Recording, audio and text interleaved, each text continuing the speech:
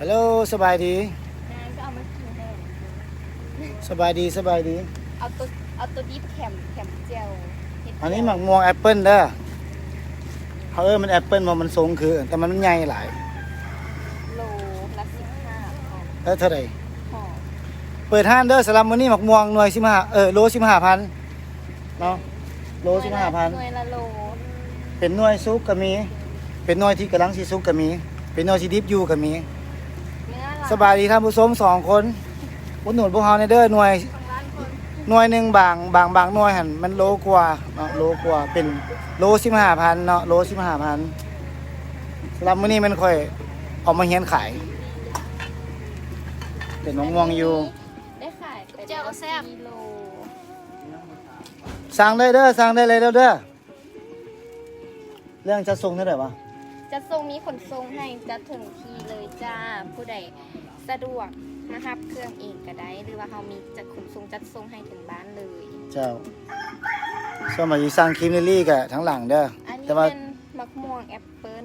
เวลานี้คือมะม่วง หอเด้อหอมแล้วนะ อาจจับกล้องถ่ายไปเลยเราสิกินเหรอ ตัวจะกิน เดี๋ยวก็ผิวผมหักเขาออก กูก็เลยที่ไหนจะก็อันนี้แซ่บป่ะ มันก็มันดีเนาะ แซ่บ ตัวนี้เป็นตัวดิบจ้าโลละ15คือกันหน่วยหนึ่งหน่วยละโลกินได้หลายคนเลยหน่วยหนึ่ง บางหน่วยโลกว่าเลย อันนี้เป็นตัวซุปหอม เขาทราบเดี๋ยววะ หอมแห้ง เขาทราบเดี๋ยว อันนี้เก็บใหม่ๆมาจากต้นเลย อันนี้มันเฮาเด่นเอาตัวอย่างตัวบ่มไว้ก่อนอันนี้เป็นเฮาอ่ะนะแพ็คไว้เฮ็ดเป็นซุปเนาะหลังจากที่ว่ามันกำลังสิซุปแล้วก็เอาไปใส่แก๊สไว้แล้วให้มันซุปขนาดตัวนี้หอมแห้งตัวดิบกันมีเนาะสำหรับตัวดิบตัวดิบอันนี้เป็นเขาหากระเกาะมือเช้านี่ลงมาใหม่ๆเลยหน่วยหนึ่งต่อโล เขาบริยินเขาโฆษณาเลยเหมือนทาง เอาพักเบรกโฆษณา ห้องเพลงให้ฟัง สำหรับผู้ใดที่ว่าสนใจจัดส่งสนใจสั่งได้เลย มันยังเด้อนี่เขายิงก่อนแชร์ไปยังกลุ่ม มันมีอันเอาตัว ตัวไหนก่อน กระถุง นี่ต่อยลงมาเลยนี่น่ะ มาปัดแล้ว เรื่องอะไรขายดี เอาตัวปัดแล้ว เดี๋ยวเขาจะเอาตัวซุปที่ว่าปาดแล้วใส่ถุงไว้ให้เบิ่งว่ามันได้หลายปันใดหน่วยหนึ่งเนาะคือตัวนี้มันเนื้อหลายแหงเนื้อหลายแล้วก็หวานเนื้อหลายหวานหอมกินซุปกระเซฟกินดิบกระเซฟ เปลี่ยนบรรยากาศในวันนี้เด้อ อันนี้มันเป็นมะพร้าวใส่มะม่วง สำหรับใครที่เห็นแล้วอยากได้ก็คอมเมนต์กันเข้ามาเนาะบอกได้เลยเด้อโล15,000บางหน่วยหมักใหญ่ๆค่ะนะหน่วยใหญ่ๆอยู่ค่ะนะ ว้าว เป็นโล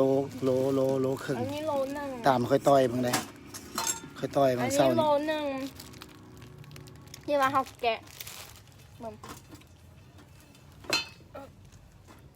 ใครสนใจสั่งได้เด้อนี่นะ อันนี้โลป่าย เขากำลังเข้าไปขยายพื้นที่อยู่ที่ นนี้โลป่ายเลย กลุ่ม ตัวที่ว่าแกะไว้เนื้อหลายแหงเด้อหอมหวานอร่อย พิซซ่าเขาจะเบิ่ง โอเค นี่ มันหนึ่ง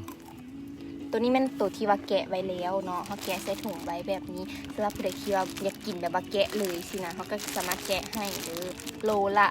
15,000 กีบหอมหวานเนื้อหลายอีกจ้าสูตรหน่วยหนึ่งเนื้อมันหลายแหง เมื่อเราใกล้ เอามาใส่ดี ฮะ อันนี้มันเนื้อที่ว่าเขาแกะไว้แล้วใหญ่แหง มีแต่เธอกับฉันวันนี้เท่านั้นมักม่วงหยังมักม่วงแอปเปิ้ลเจ้าเขาตั้งซื้อมันมักม่วงแอปเปิ้ลมันใหญ่หลาย ถุงหนึง มันบ่เอ้ยมักม่วงแอปเปิ้ลต่อมักม่วงแอปเปิ้ลมันใหญ่หลายนะครับบ่ฮู้สิตั้งซื้อมันเลย บ่ ที่ใส่มักม่วงมะพร้าวก็บ่ได้ปอกงาแค่แอปเปิ้ลน่ะนะ อันนี้เป็นถุงสินะ เฮายิงเข้ากลุ่มกันแล้วเด้อสำหรับใครสนใจก็สั่งได้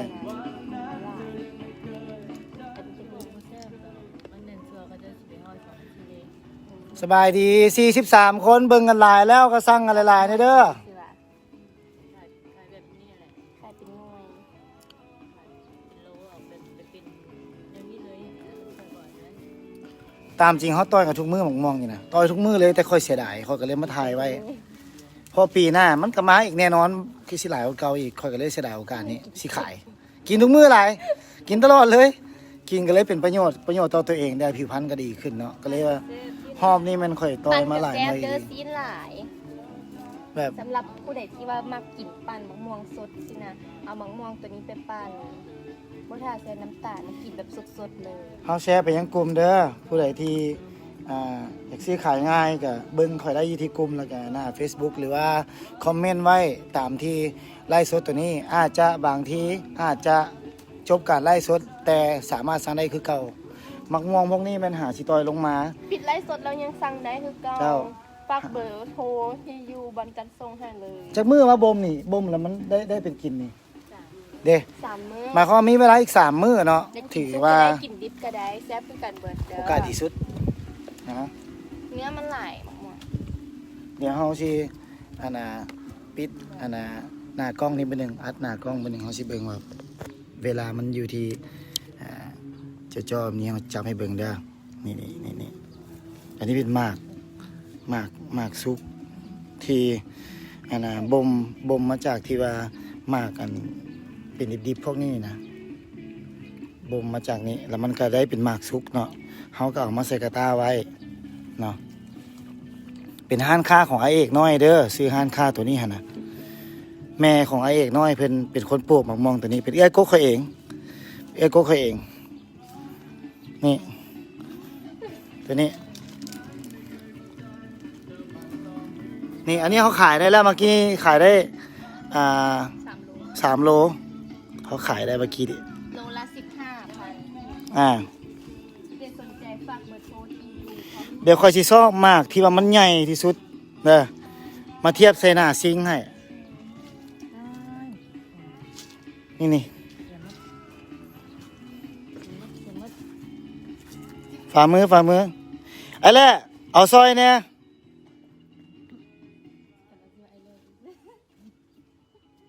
โล15,000 โล 15,000 มา เนื้อหลาย อี เด้อตัวนี้ อย่าไปฟาดไปฟาดอีตนเพิ่นเอาจับหน่อยสุกไว้แพงไปขายอันนี้หน่วย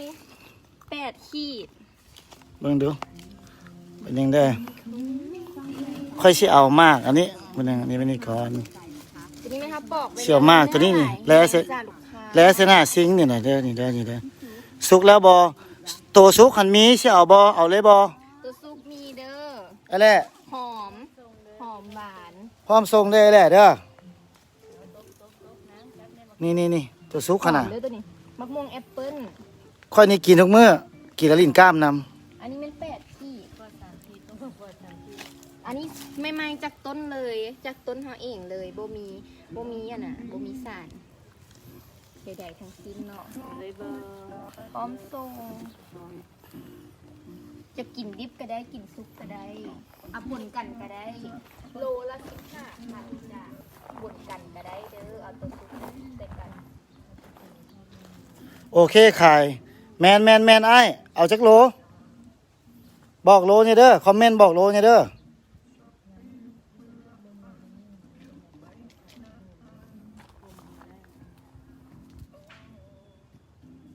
สำหรับผู้ใดที่ว่าอยากซื้อหน่วยดิบไปแล้วไปบ่มซุปกินเองกันได้เด้อโลละ15,000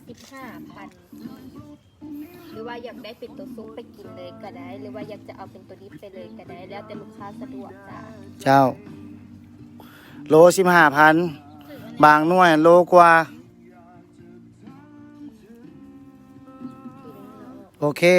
ตอนแรงน้อยหนึ่งจะไปเอาน้ำเอาจักโลไอ้สั่งไว้แล้วเด้อสิเตรียมไว้ให้ ตัวซุกหรือตัวดิบ เอาตัวซุกหวะอันที่จะเอาฮะนะ ซุปเพิ่มหรือว่าดิบเลยหรือว่าจะกิน คิดฮอดได้เนาะ เป็นส้มก็ได้เป็นซุปก็ได้เป็นเฮิมก็ได้แล้วแต่เนาะเดี๋ยวเขาจะเลือกไว้ให้เอาจักโลบอกกันเลย บอกจันนี่มาเอาซอยเนี่ยเด้อ บึ้งไว้นั่นเลย มาได้ อันนี้หน่อยเฮิม โอเค กำลังจะซุปเนาะตัวนี้หอม หน้าไม่ค่ากับงามพอแล้วเนาะ เนาะอุ้ยจะมัน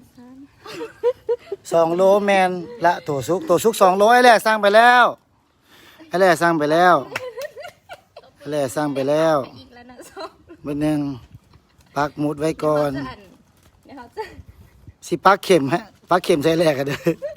บ่แม่นฮู้ปักโมเดิร์นนี่ปักเข็มเอา เศ เข็ ษ ม พิเศษแถมมักฮอนแถม เดี๋ยวเขาแถม นั้น ให้ แถม เดี๋ยวเขา เพิ่ม จะ เลย เลือกตัวที่ว่ากินเป็นส้มให้ แถมตัวนี้ให้ไอ้แหละเด้อแถมตัวนี้ให้นำ เอาส่งโล ตัวนี้ให้นำสบายดี41คนสบายดี เจ้า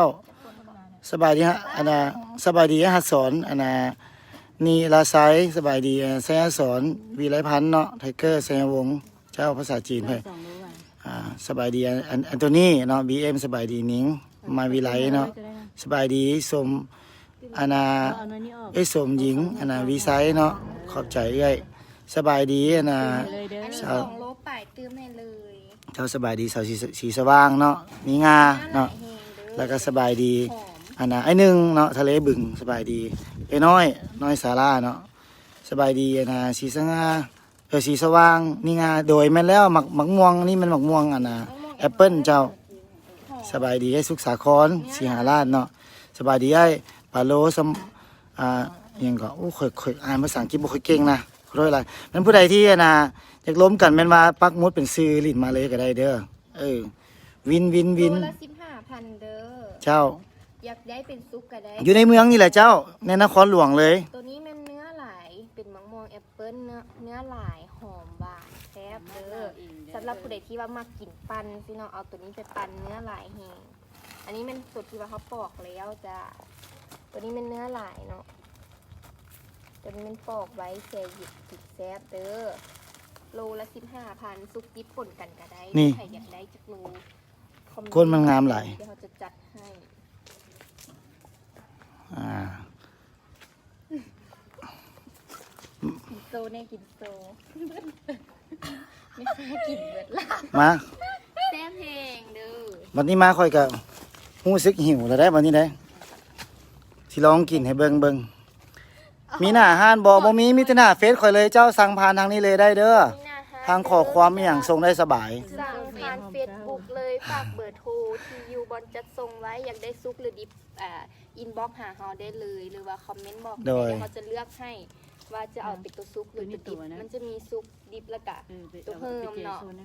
เจ้า แบบอยากได้แบบเพิ่มไปบ่มไว้กินเองอยู่บ้านก็ได้เด้อแต่อยากเอาไปกินเลยก็เอาเป็นตัวซุปเนาะโลละ15,000กีบเนื้อหลายหอมหวานเด้อ เดี๋ยวนี้นะเอาไว้แถม ผ่านทางเฟซเด้อเจ้าเด้อสำหรับไอ้แหละเมื่อกี้เราสั่งแถมยังไงเรา แถมเด้อตัวนี้มันเราสั่ง2 โลอันนี้มัน2 โลไปเขาแถมให้เลยเดี๋ยวจะเลือกเป็นตัวดิบแถมมาให้นะ 2 โล 3 ขีดแถมนั่นแหละดิ แถมเลย นั่นแหละดิถ้าจะแถมมันเพิ่มให้เราหน่อยนึงก็ แถมได้แหละได้แถมเด้อ เพราะว่าตัวนี้มันเฮาหากันต่อยลงวังเศร้านี่เลยจ้า ตัวนี้มีแถมให้เราไป ต่ กิ อย น ล เล ง ย ใหม่ ตัวนี้แถมให้ขอบใจสำหรับคนกดไลค์ แถมไปอีก 3 ขีด แถมปีอีก3 ขีดเด้อสำหรับไอ้แหละเนาะที่ว่าสั่งไอ้แหละสั่งอัน ๆโปรดนะโปรดตาแตก อะไร2 โลแม่นละตัวซุกไอ้แหละสั่ง2 โลมีหน้าห้านบ่หน้าห้านบ่มีแต่หน้าเฟซเจ้ามีแต่หน้าเฟซคันแม่นห้านแม่นตั้งเตรียมเจ้งทรงนี่น่ะนั่งเฝ้าห้านบ่ได้เนาะห้านคำมือกันตั้งเตรียมเจ้ง ตั้งห้านบ่ได้นะขายผ่านเฟซเด้อ Device is ready to pair. นี่ อันนี้มัน The เบิ่งเด้อ Bluetooth device is connected successfully. หน่อยบักเยอะๆเลย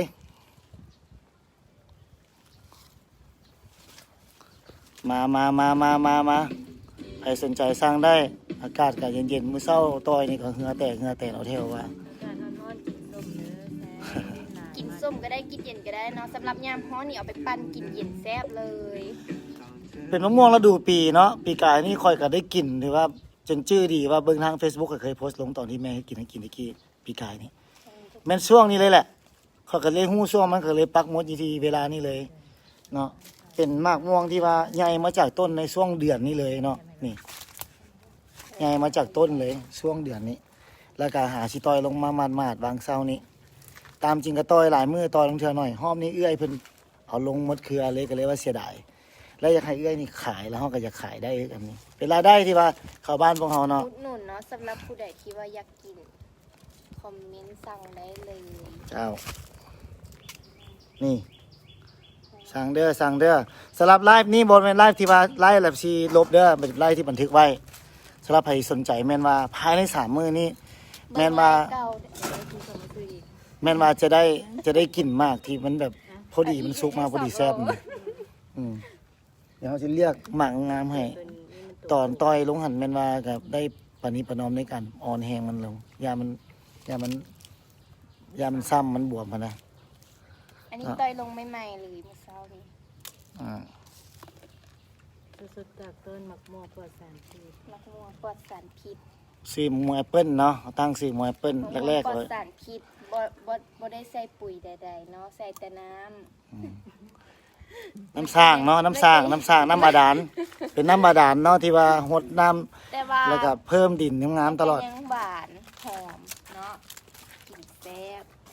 กินซุปก็แซ่บกินดิบก็แซ่บมะม่วงนี้เนื้อหลาย เสร็จแล้วอันโอ้กินคนเดียวเลยทั้งหลังกันเลย มาเด้อเสร็จแล้วเดี๋ยวก็คุยเบิ่งคุยอันนี้แจ้งนี่โอ้ยเปื้อนเสียงหมดแต่แล้วบ่เป็นหยัง สูตรผีบอกอื อื ม ม อืม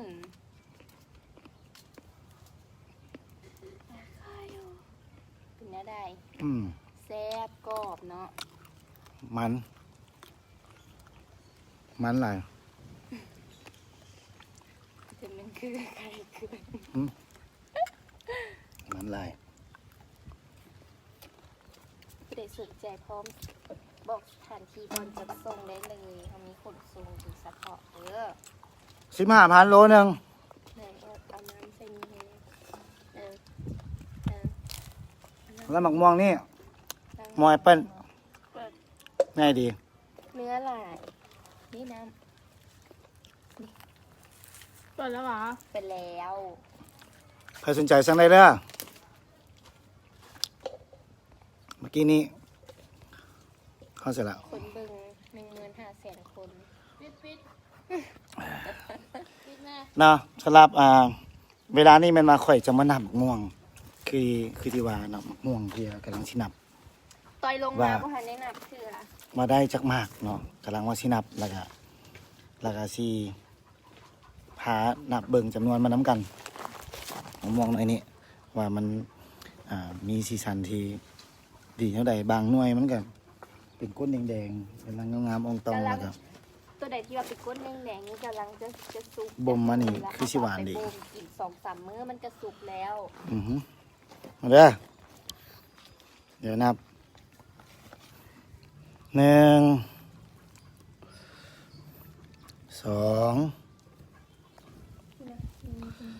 3 4 5 6 7 8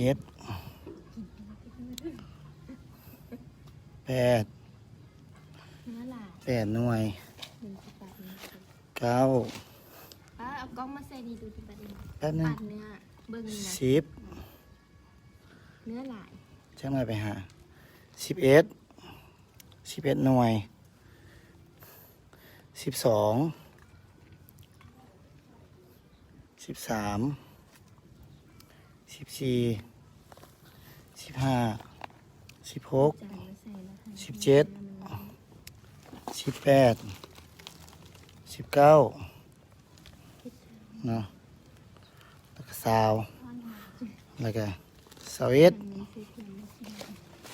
22 23 24 25 26 27 28 29 30 ทอดบ่ 31อู้ทู บ้านหนึ่ง 32 สร้างมือนี้เป็น 33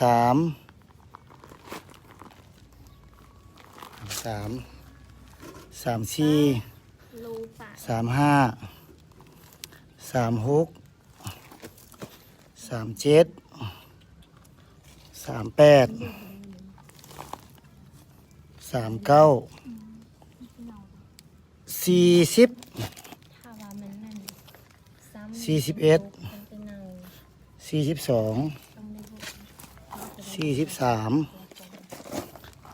44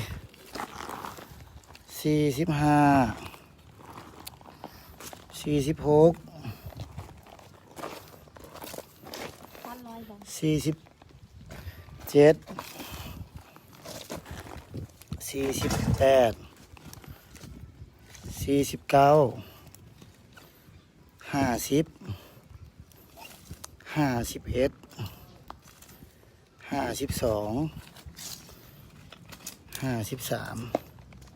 ลำโพง 54 ลำโพงจ้ะ 55 56โอ้โหหลายขนาดรู้สึกเมื่อย57 58โอ้ข่อยต่อยได้ฮอดดีพุ่นว่ะ59วาอยุจนได้กล้ามย้อน60เนาะ61 62 63 64 65 66 67 68 69 70พอ70แล้วเด้อ ที่ฮอดร้อยโลอยู่ 71 72 73 74อึ๊บ75 76 77 78 79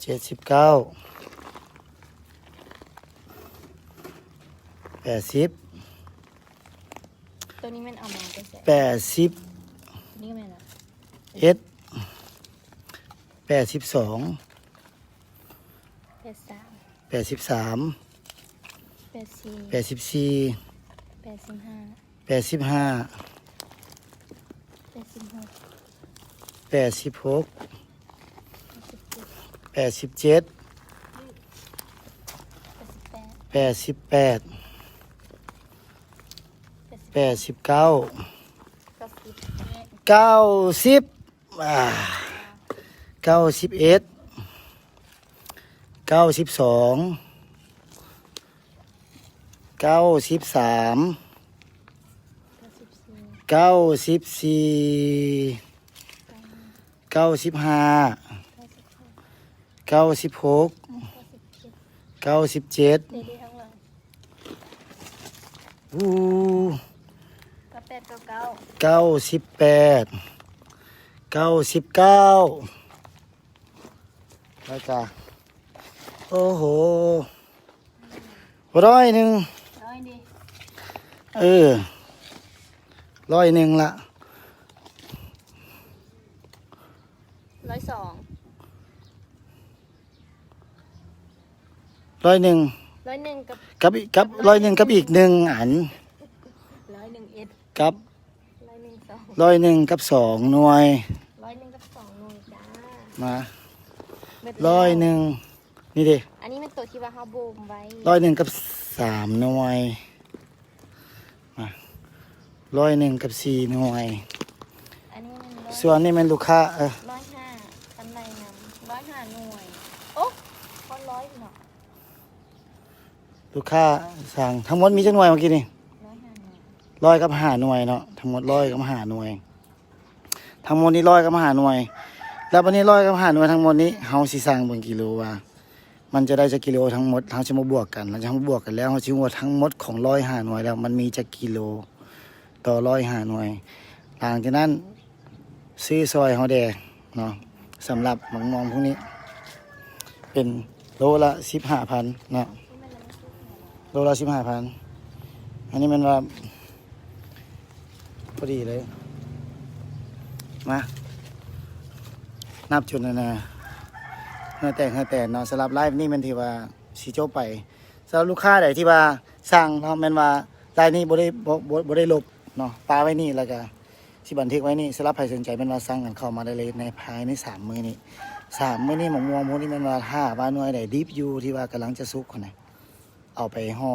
กับหนังสือพิมพ์แล้วอีก3 มื้อมาได้กินแซ่บเลยเป็นสีแดงขึ้นสำหรับไลฟ์นี่ที่ว่าจะจบไปแล้วเนาะมากม่วงพวกนี้ย่ำเนาะเป็นโล15,000บางหน่วยสมมุติหน่วยนี้ที่ข่อยชับพี่นี่เอาจังบานจากนี้ลองเบิ่งดูว่ามันจะโลนี่ โล หน่วยนี้เกือบโลพอดี พอดีโลเลย เกือบโลพอดีเขาหมายว่าบวกโลมันเอาอะนะแต่บางหน่วยสมมุติว่าหน่วยนี้เนาะสมมุติหน่วยนี้อันนี้เรานี่หน่วยนี้มันได้อีกโลตัวนี้ก็ตัวนี้ดีกับพอดีโล1กับ1ขีดนี่มันเป็นแบบนี้แหละมันใหญ่มันน้อยต่างกันในนี้แหละเนาะ บางหน่วยกับ8ขีดบางหน่วยกับโลนึง บวกกัน 9ขีด ส่วนมากคนจะซื้อ3-4หน่วย ส่วนมากบวกกันไป โลละ15 ทั้งหมดอยู่100กับ5หน่วยเนาะแล้วก็เด้เอามาอีกขนาดเด้ยังอีกเก็บตัวนี้อีก106หน่วยนะมันนี่100กับ6หน่วยใส่อีกวันนี้โอ้อยู่นี่อีก107 The Bluetooth Nuôi. device is ready to 108หน่วยนะ100กับ9หน่วยกับ100กับ9หน่วย อันนี้ไรปะนี่100กับ10หน่วย ทั้งหมด100กับ10หน่วยใครสนใจสั่งเด้อแล้วยังอีกตัวนี้อีก111หน่วยนี่112หน่วยเนาะ The Bluetooth device สำหรับใครจะเอาละอย่าลืมสั่งเด้อเนาะสำหรับไลน์นี้ถือว่าจะจบไปแล้วสำหรับวิดีโอนี้ถือว่าจะได้บันทึกแบบนี้ไว้เลยบ่ได้ลบเนาะบ่ได้ลบไผ่ที่ว่าในมื้อนี้ที่ว่าเห็นหรือภายใน3 มื้อนี้ที่ว่าเห็นอินบ็อกซ์หาพวกเราจะส่งให้โลละ15,000หน่วยหนึ่งกับบางหน่วยกับเกือบโลบางหน่วยกับโลไปความว่ามันใหญ่ขนาดเด้อขอบใจทุกคนเด้อที่เข้าเบิ่งแล้วก็ใครที่สนใจมันว่าอย่าลืมทักมาอินบ็อกซ์สำหรับห้านของเราที่บ่มีหน้าห้านหน้าเฟซเป็นบอลที่ว่าขายของเราโดยเฉพาะสำหรับค่อยซานเนาะซานซาวเปอร์เซียเนาะซาวเปอร์เซียเป็นสตูดิโอเด้อห้องอาร์ตซาวเปอร์เซียสำหรับค่อยเนาะซานเนาะกับคนหักที่ทั้งหลังนี่นะใครที่ซื้อครีมลิลลี่กับเราได้เด้ออย่าลืมติดตามเนาะ TikTok ซานซาวเปอร์เซียเนาะซานซาวเปอร์เซียซานกับซาวเปอร์เซียเขียนติดกันอย่าลืมเนาะคอนเนคกันไว้ที่เรเด้อแล้วก็ฝากเพจเฟซขายไอเดียแล้วก็เพจซาวเปอร์เซียแฟนเพจอย่าลืมกันสำหรับเวลานี้เราจะจบกันไล่สดแล้วหมักมองนี่อย่าลืมซื้อกันมีหมากสุกและหมากดิบและหมากกำลังจะสุกเนาะ โลละ15 บ๊ายบาย